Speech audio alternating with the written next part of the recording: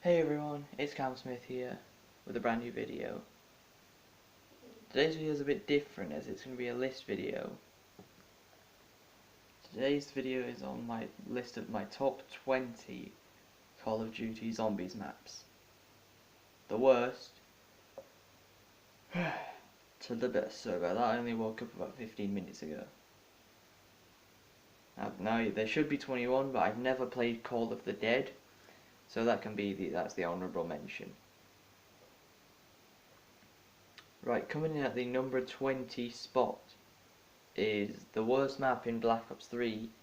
It's DLC 2, Zetsuba no Shima. That map is god awful for a few reasons. The Thrasher, he's just not an interesting villain. He's just not an interesting mini boss battle. After round 8, he spawns in every single round. Who wants their mini boss zombie every single round? Exactly, no one. The trials are just a waste of time, like they're so stupid. The spores that make you cough don't help. I've never built the KT4 because it's such a hard weapon to build.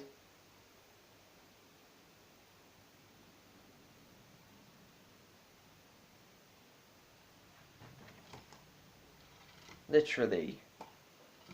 The Smith plays got started on the KT4 and the upgraded version on round 6 and got it on round 19. That's 13 rounds. Yeah, it took him to get that.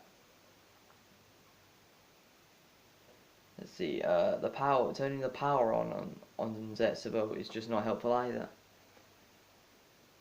Costs you about 10,000 points that you have to turn on two temporary powers just to get on the main one.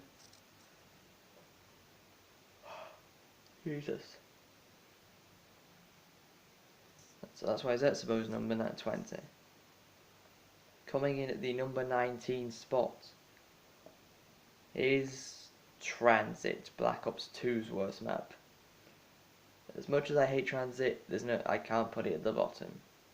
It's second bottom. The fog is horrible. The denizens suck. The characters I actually don't have a problem with, so they don't make the map any worse.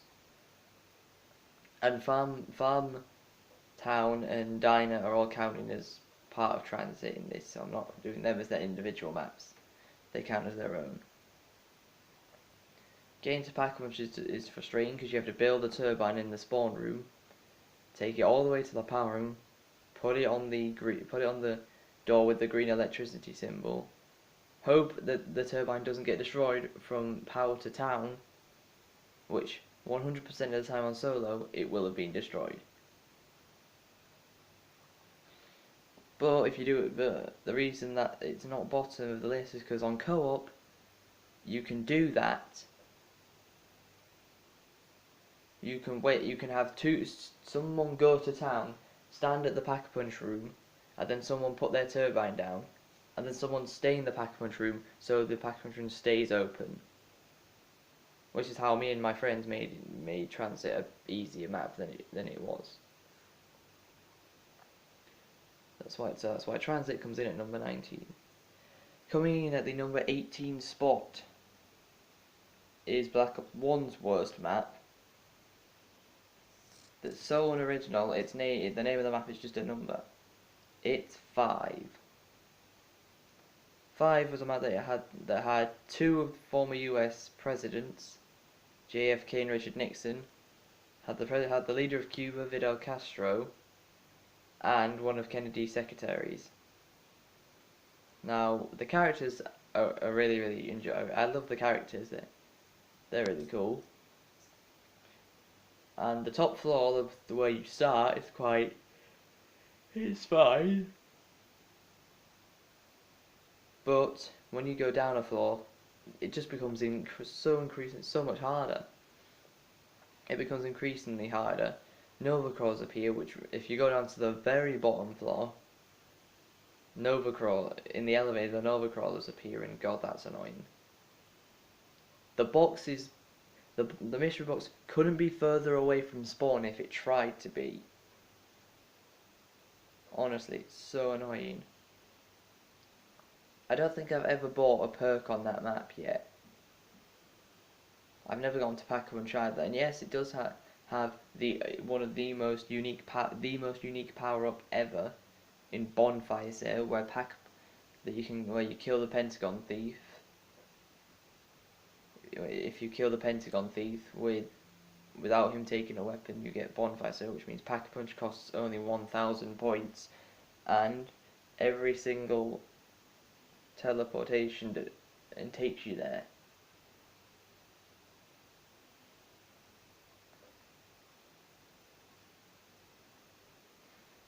But 5 is just not an enjoyable map. Coming at the number 17 spot is Black Ops 2 DLC 1 Die Rise. When this map came out, everybody loved it because it was better than Transit. It was something that better than Transit, so everyone was happy. But then we realised, yeah, this map also sucks. The trampoline was a nice addition. The jumping jacks were a stupid addition. They're literally just Nova crawlers that can jump. The Slickwood 5 became the most OP weapon ever until it got patched.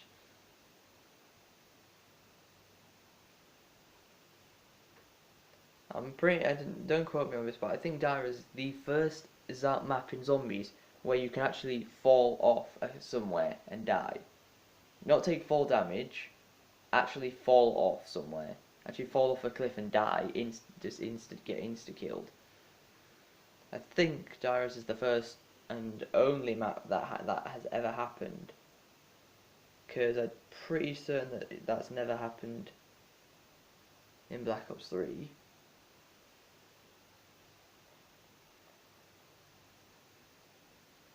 But Dyrus did introduce the AN-94 into Zombies, which is my favourite war weapon in Black Ops 2 Zombies.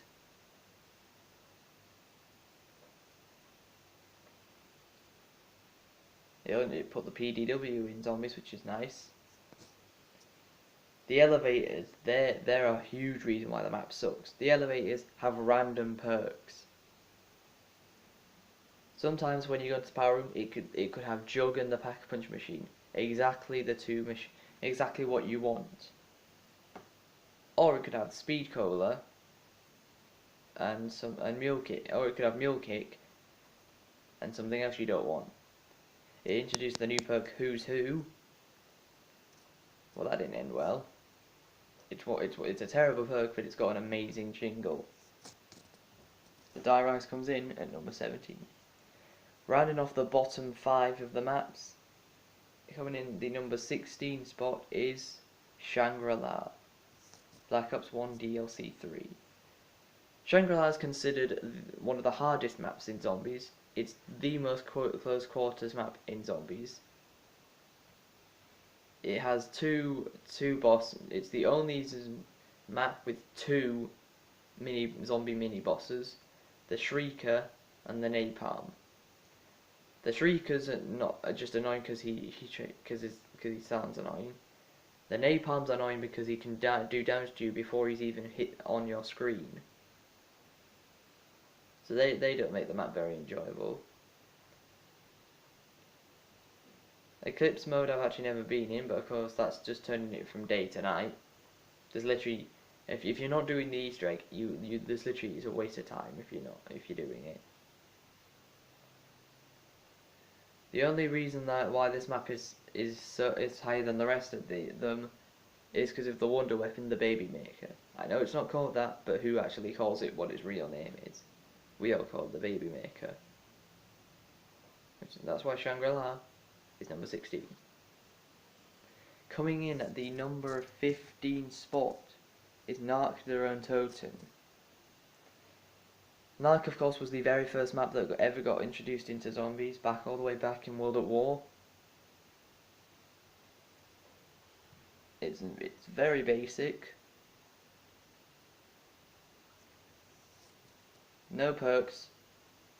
No Pack-a-Punch. just a box of more weapons. Now, if we were only basing this off the World at War Narc, it would be a few places below. But the reason that Narc is higher than the rest of the maps I've already said is because of the Black Ops 3 version. As the Gobblegums, the Wonder Fizz, there's so many that you can use Gobblegums to get Pack-a-Punch guns on Narc, which is quite nice. And Narc is the most overused map in Zombies history.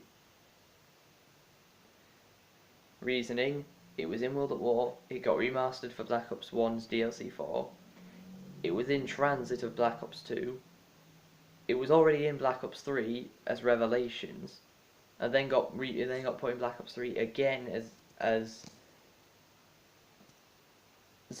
in Zombie Chronicles. So Narc has made 5 appearances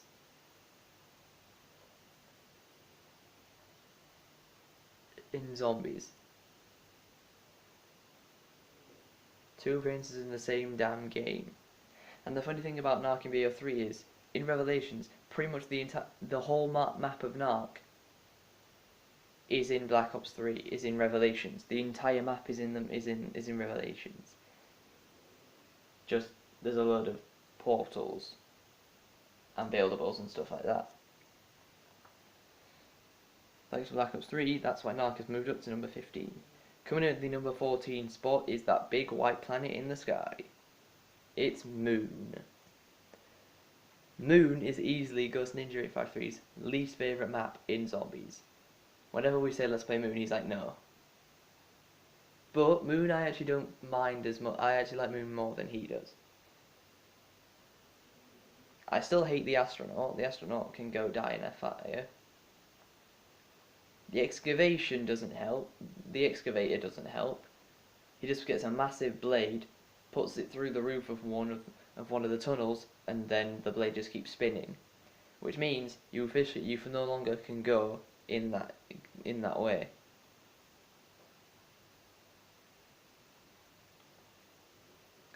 The pack punching on Moon is super hard, as if you don't have the hacker, and you have to sacrifice your PES, which is your helmet, your spacesuit's helmet,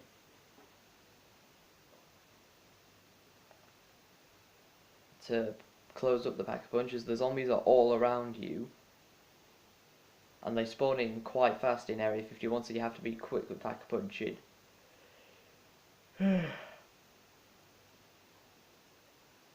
But if you have monkeys or the ghost device, you can that can help out in it a lot.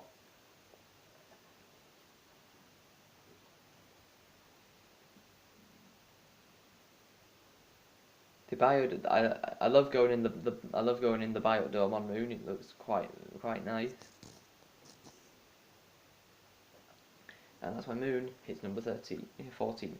Coming in the unlucky for some, number 13 spot is Verrucht, the very first ever DLC map in Zombies. It introduced perks, traps, the power, the box moving, the PPSH. It introduced quite a lot of things.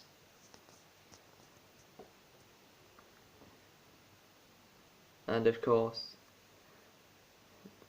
in Black Ops 3 you can of course pack-a-punch, but that's only in the Black Ops 3 version. Verrucht is a very basic map, just like Narc. It's an asylum, but of course it has got perks and a moving box and traps, so it is better than Narc because it has more features than Narc. Even if it's not that much better. But it gets to be about, I've moved it 2 places above Narc.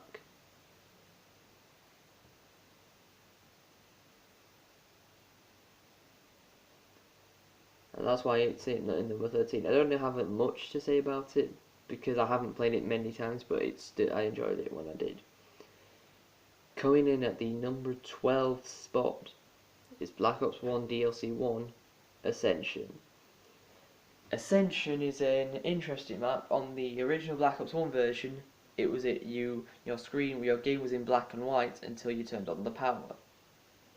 On Black Ops 3, they've changed it to the game is just much dark. The screen is just a lot. It's just nowhere near as much coloured in. It's not black and white, and it's not fully coloured. The thunder gun is on that map, so that already helps. The boss round is a monkey round, a little monkey round where the monkeys try to steal your whatever perks you have. The monkeys try to steal it.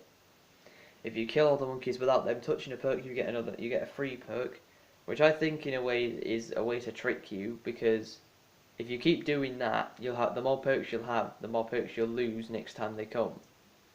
Because there's no way one person. If you have Perkaholic, you do not put on Perkaholic on Ascension, because you'll have 8 perks to deal with on a map. Say you're playing solo and you get a Perkaholic, you're one person. You have to protect 8 perks. It's just not going to happen. You're going to lose at least 4 of them. No, at least 2 at most. At most all of them. At least 2. Usually 4.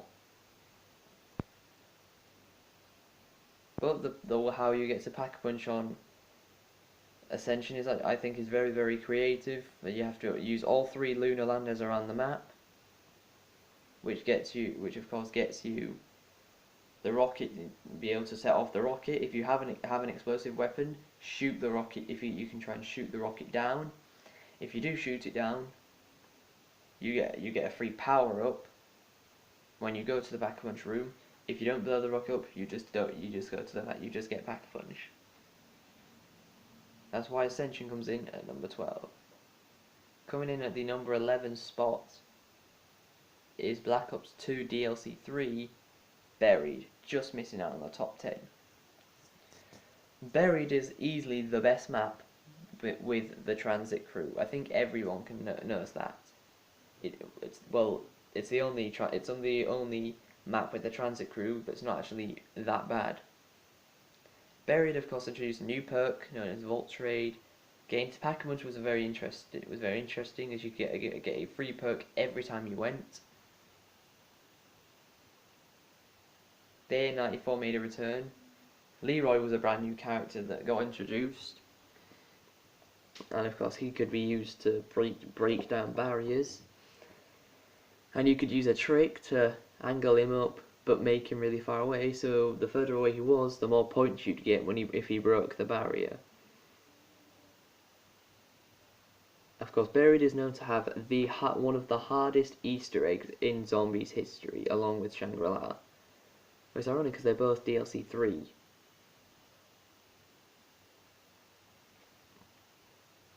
Buried has one of the greatest camping spots ever, the Juggernog area. There's no entrances for the zombies behind or to the side, only in front.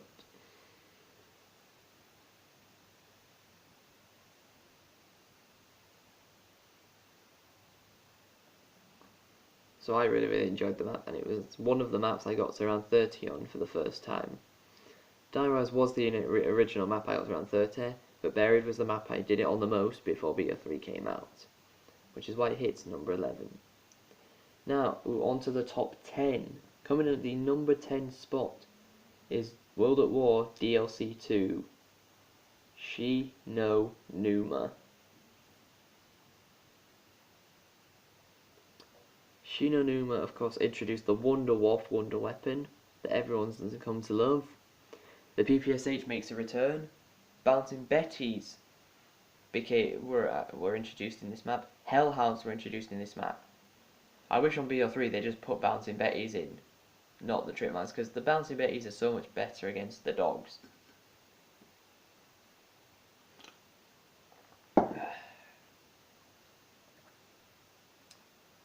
The map has four different areas that hold 4 different random perks.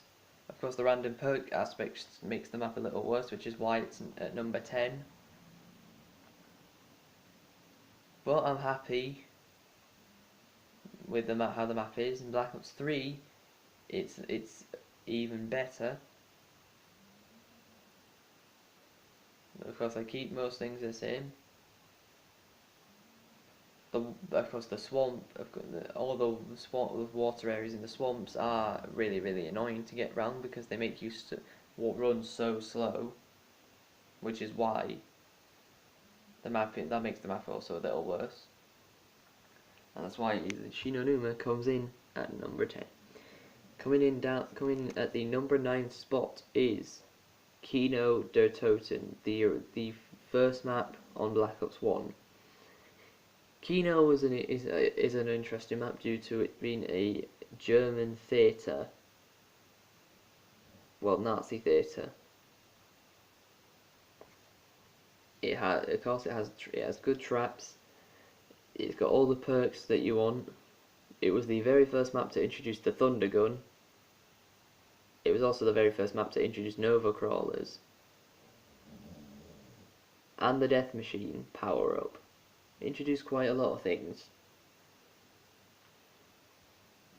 And of course Kino was reused in Revelations with its Pack-Punch room having Widow's Wine inside of it, which was really nice.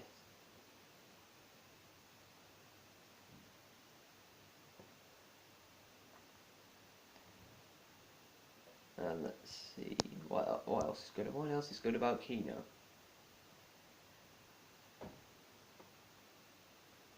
The starting room in Kino is very nice. You can, as you're able to train around the stairs of the zombies, which is why Kino is in at number 9. Alright, literally haven't mentioned a full-on Black Ops 3 map since the bottom of the list with Zetsubo that came last. Coming in at the number 8 spot is Black Ops 3's on-disc map, Shadows of Evil. Shadows of Evil was a map I absolutely hated when Black Ops 3 came out. It was so annoying. I couldn't do any. We could barely do any rituals. We got killed before round 10 constantly. The Margos kept killing us. But as we played the map more, and as a patch, a very great patch was introduced to the game where the zombies, where the rituals, the time it took to do a ritual was decreased. It didn't take as long to do a ritual, which meant they could be done quicker. Which I was so happy when that got introduced, because I needed that.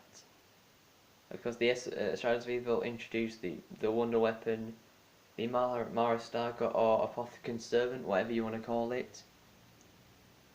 When you had to build it, of course that was reintroduced in Revelations later on. Shadows of Evil, of course, introduced the brand new perk Widow's Wine, which is such a great perk.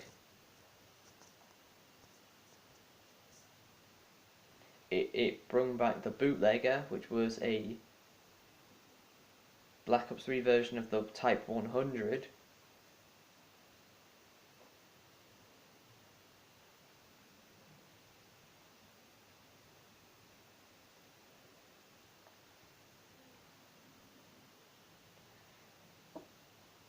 It introduced a brand new boss round, 2 brand new boss rounds, with the parasites and the meatballs basically, as we like to call them. They're basically the wraps from multiplayer, or just on fire, and they explode. They explode. They jump before exploding and hitting you. There was of course a brand new mini boss, the Magua, that took 3 headshots, 3 head explosions to kill.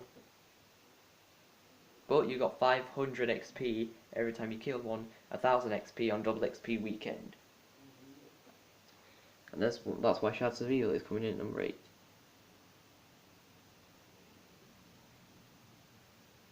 Coming in at the number 7 spot is a map probably a lot of people think I would not put here, but Revelations comes in at number 7. Yep, I have Revelations in the top 10. I really enjoyed Revelations because It's a bunch of maps. At that point, I'd never played before, all in one map, and maps I had played before, also in the same map. So a lot of diverse. As I said, Narc was the entire Narc map was in Revelations as the middle of the map. Getting to Pack Punch is quite interesting because it's just like in Shadows of Evil. You have to do 4 rituals.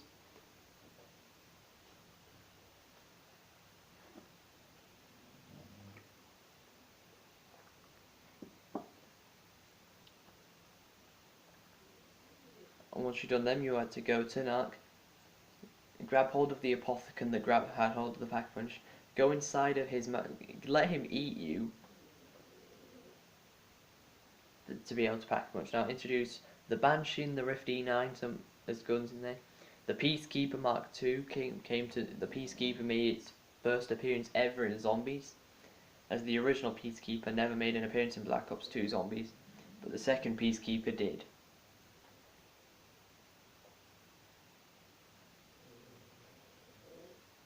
Of course, it had many iconic places like the main theatre room in it from Kino, the Kino stage that you could train on, but it was nowhere near as big. There were different masks involved that allowed you to get better abilities like purple stamina or purple jug. Purple jug allowed you to take one more hit. So without jug, you'd take 4 hits. With jug, you'd take 6 hits. So Revelations all around a very, very good map. I really enjoyed it. Comes in at number 6. Coming in at the number 7 even. Coming in at the number 6 spot, just barely missing out on the top 5, is Nuketown. Nuketown was a really, really enjoyable zombies map. I really did enjoy it because it introduced one of the greatest Black Ops 2 box weapons ever, the M27.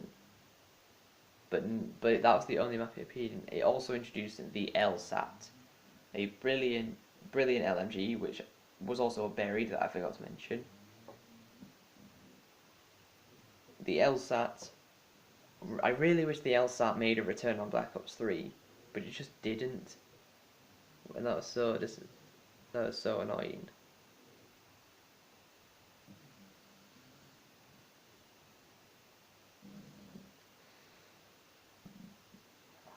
But yeah, Nuketown, one of the smallest maps. But the reason Nuketown's so high is its storyline influence. Because Nuketown happens at the exact same time as Moon from Black Ops 1 does. Moon and Nuketown are happening at the exact same time. Because when you die in Nuketown, the Moon Easter egg is effectively just being completed and the rockets have been sent to Earth. Which is a massive reason why this is so high, because of the storyline influence it has. The reason why it's not in the top 5 is because of how annoying the perks are random, and they take quite a while to get there. You could get Jug on round 5, or you could get Jug on round 25.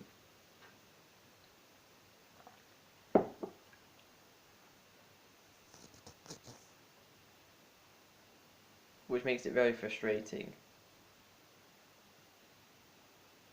So that's why Nuketown is in at number 6.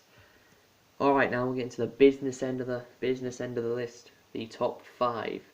Coming in at the number 5 spot is World at War DLC 3, The Giant, Darius/The Giant from Black Ops 3. Darius is a fan favourite of many people.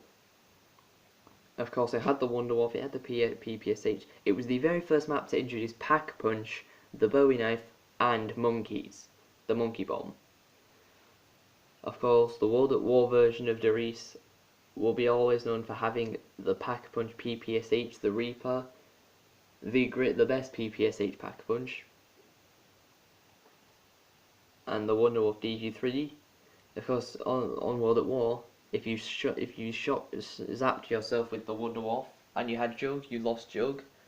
But the game wouldn't tell you that you lost Jug because the icon would still be there, but the effect of Jug would just disappear. You wouldn't have it anymore. My highest round so far on Doris / the Giant is 40. And that was in the classic catwalk camping spot.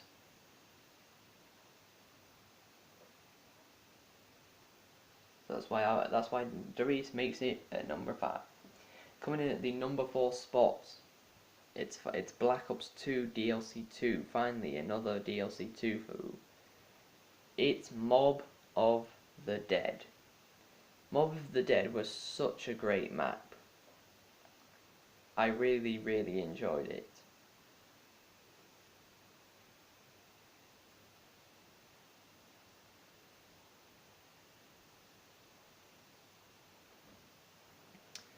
Mob of the Dead, of course, had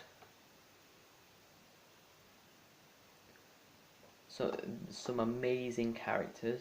It was the story of how they escape in Alcatraz, and of course they also reference the movie Escape from Alcatraz quite a lot, with like you having to collect spoons from skulls and skulls from you have to collect a spoon and stuff like that. You have to get to the Golden Gate Bridge on the plane to get to the Pack-a-Punch machine. It's so cool. The storyline influence for this map was just as amazing as ever, as those 4 characters are actually all in purgatory. The whole time they were in purgatory mode, they weren't actually alive. They weren't actually thinking. They were all in the electric chairs. Of course, when you complete the Easter egg, you wake up. You wake up, and Finn, Weasel, and Sal have to kill Finn, Billy, and Sal have to kill Weasel, and he has to kill them. It either says the cycle continues or the cycle is broken, and it either says game over or life over. It was the first zombies map to have a game-ending Easter egg. When the cutscene of the Easter egg the final cutscene of the Easter egg played, the game was you'd finished the match. You didn't continue playing. Obviously, it makes sense from Mob of the Dead because someone has been killed. Mob of the Dead, of course, did troll people, did trollers with putting Mule Kick and PhD on the map, but didn't make them attainable. Put them on a boat on the docks on the side that you could see it, but you couldn't reach it. It also introduced the LSAT made a return. There's a brand new boss zombie in Brutus, who was actually voiced by Nolan North, the greatest video game voice actor ever. So that was nice to see. Not only does he voice Richtofen, he also voices Brutus and Ted, the bus driver from Transit.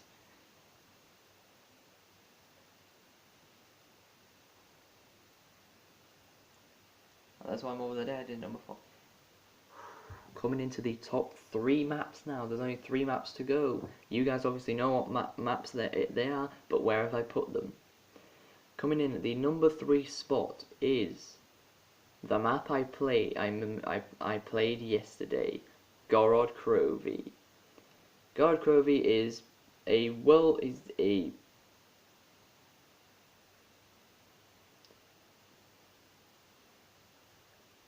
at War is pretty much a World at War map with the Black Ops 1 field in Black Ops 3. Of course, it was Nikolai's map of Black Ops 3, as all the characters had their own specific maps.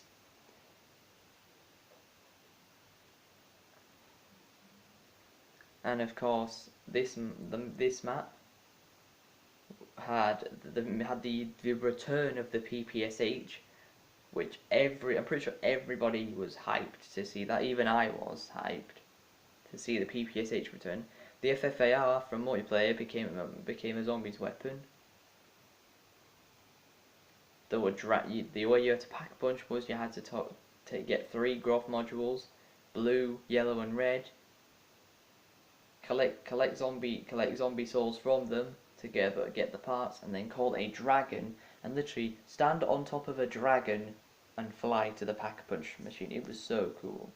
And the Pack-a-Punch camo from Gold Trophy is my favourite Pack-a-Punch camo in Black Ops 3. Definitely. The Easter egg.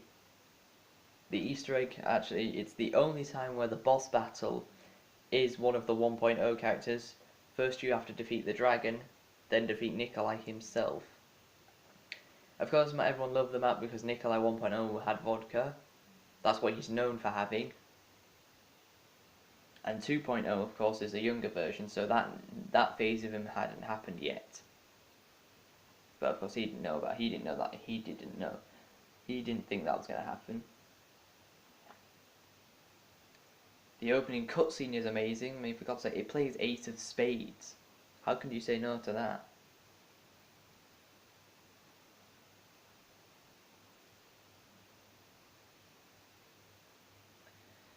It was the first zombies map to introduce a very new shield.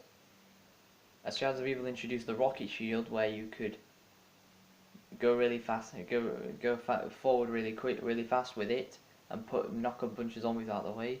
But the dragon shield is even better, as you can shoot like you have three like blasts from the shield that you can kill the zombies with, and it's really cool.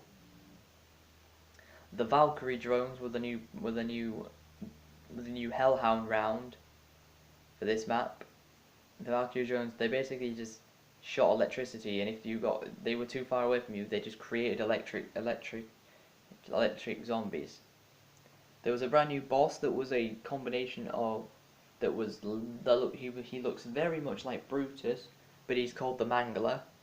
Of course, I nicknamed him Uncle Martin the Mangler.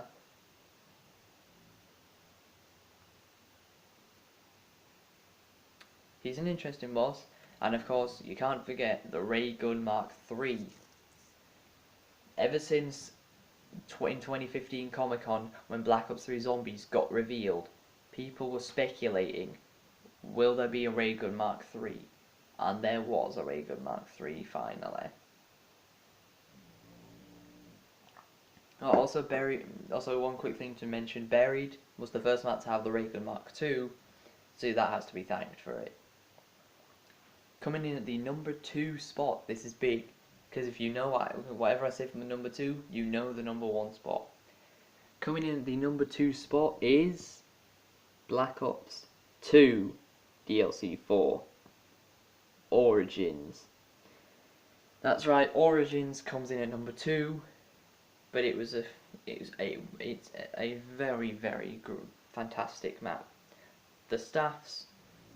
This map would actually not be as high if I'd only played the Black Ops 2 version, because I'm terrible at the Black Ops 2 version. But the Black Ops 3 version I'm a lot better at.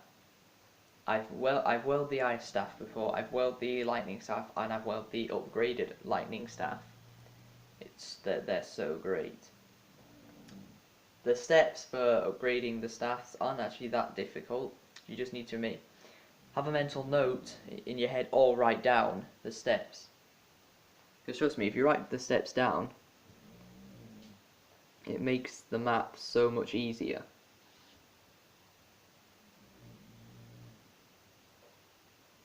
It just does. The Panzer, this was the first map the Panzer appeared in. The MP40 made a grand return after being absent from Black Ops 2 the entire time. The STG-44 also made a return. That had also been absent throughout all of Black Ops 2, but it was a terrible gun until it became a part of Origins. Origins is the only map that does the STG-44 justice. The MG08 was the brand new bullet weapon. It was a new LMG. The Maxus drone was a brand new buildable.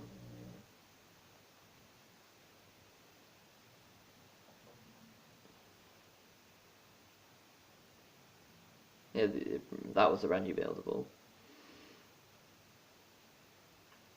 The 1,000-foot robots were a new addition. If you shoot the bottom of one of their feet, you get transported inside the robot to pick up a part of the wind staff.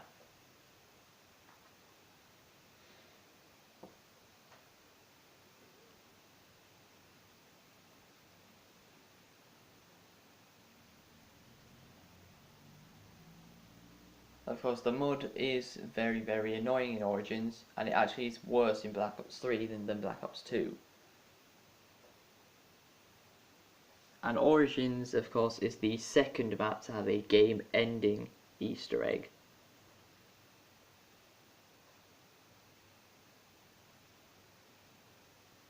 It was also the very first map to introduce a brand new starting pistol, which was the Mauser, which became the Boomhilda after you pack punched it, and it was quite good.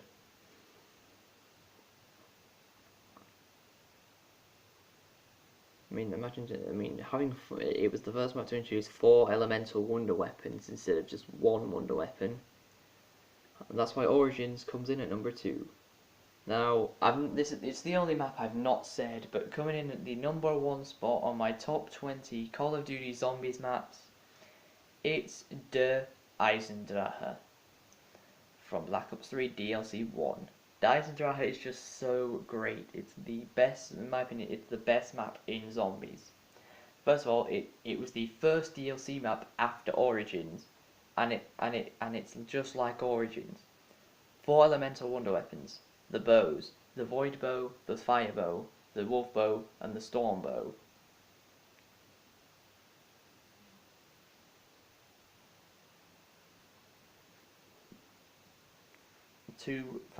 Absolutely terrific, one bad bow, one okay bow, two amazing bows. The Panzer made a return, but with different weaponry this time.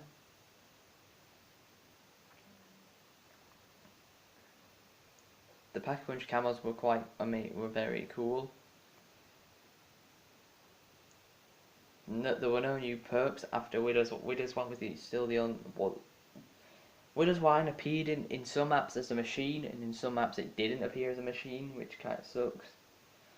So you had to get lucky with the Wonder Fizz. The Wonder Fizz made its return to Zombies after it came out in Origins. The Wonder Fizz, of course, was in every Black Ops 3 Zombies map after Der Eisendrache.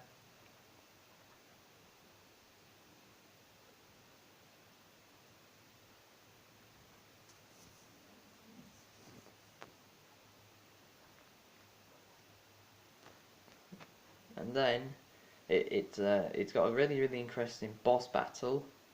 It's the first ever Zombies map to have a boss battle, like a final boss of the map battle that takes a lot of damage to hit,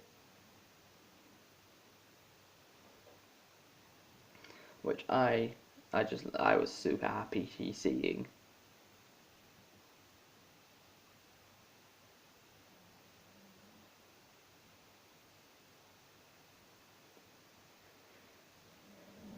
Of course, the boss battle was a giant keeper, which was a very interesting fight. It was also the start of Dempsey, Takio, and Nikolai's 1.0 versions that you had to kill. Dempsey 1.0 was the only unconscious part 1 of the 4.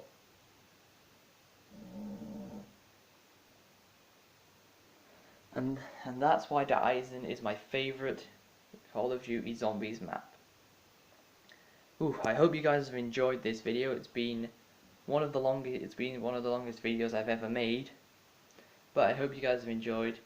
If you did, be sure to hit the like button. While you're down there, hit the subscribe button. Hit the subscribe button if you're new. Hit the bell notification so you never miss a video. Follow me on Twitter, Instagram, Snapchat. Just check my channel description for that.